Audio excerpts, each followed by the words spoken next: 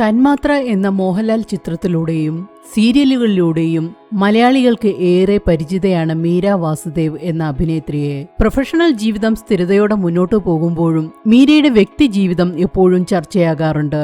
പരാജയപ്പെട്ട 3 വിവാഹങ്ങൾ തന്റെ ജീവിതത്തെ എങ്ങനെ ബാധിച്ചു എന്നാണ് മീര ഇപ്പോൾ പറയുന്നത്.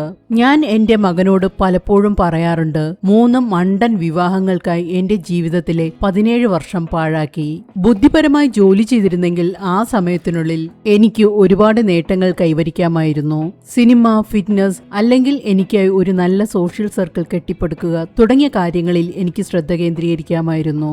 എനിക്ക് എന്റെ ജീവിതത്തിൽ ഇനിയും ഒരുപാട് കാര്യങ്ങൾ ചെയ്യാമായിരുന്നു. പക്ഷേ എനിക്ക് സാധിച്ചില്ല.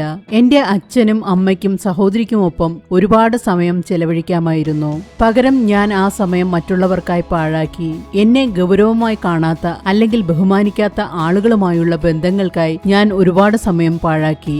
2005 ഛായാഗ്രാഹകൻ അശോക് കുമാറിന്റെ മകൻ വിശാൽ അഗർവാളിനെ മീര വിവാഹം ചെയ്തു. എന്നാൽ 2010 ജൂലൈയിൽ അവർ വേർപിരിഞ്ഞു.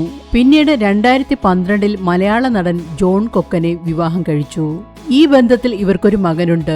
2016 അവർ വേർപിരിഞ്ഞു. തുടർന്ന് 2024 മെയ് മാസത്തിൽ ഛായാഗ്രാഹകൻ വിപിൻ പുതിയങ്കത്തെ വിവാഹം കഴിച്ചുവെങ്കിലും 2025 ഓഗസ്റ്റിൽ അവർ ബന്ധം വേർപെടുത്തി.